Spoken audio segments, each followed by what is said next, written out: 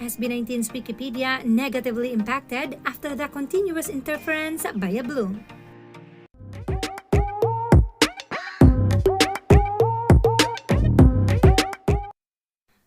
First of all, may nagsabing, why are we still reading Wikipedia?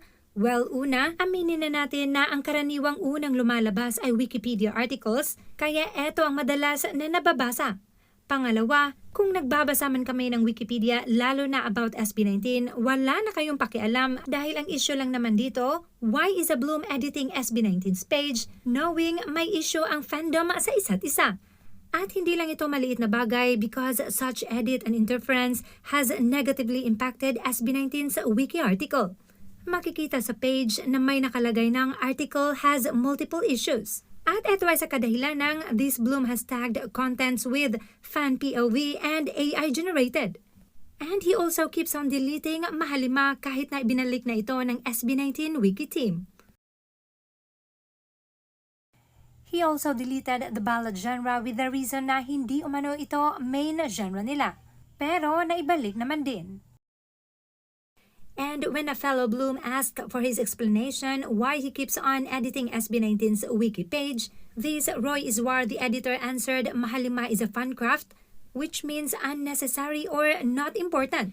He also answered no one can own a wiki article and that anyone can edit it. Una, sino siya para sabihing mahalima is a fun craft or unnecessary when even SB19 used it as a temporary name? Pangalawa, tama naman siya that no one can own a wiki article and that anyone can edit it, pero with the ongoing fan war between two fandoms, why would you even visit much more edit SB19's page knowing you're part of the other fandom? Bakit mo pa pagtotoonan ng oras ang SB19 when you could dedicate all your time to your girls? Naalala ko tuloy ang mga ginawa ng ibang Blooms tulad na lang ng pagbili ng DAM on iTunes para lang makapag-rate ng 1 star sa SB19. Or yung pumunta talaga sa simula at wakas experience just to mock the older fans. Grabe namang dedication yan. Ang amin lang naman, leave SB19 alone, stay in your lanes. Hindi ba't iwas fan war kapag nakafocus lang tayo sa ating mga idols at hindi pinapakialaman ng isa't isa?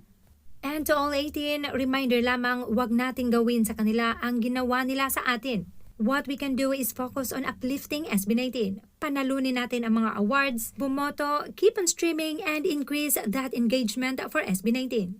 And hayaang kumilos ang karma.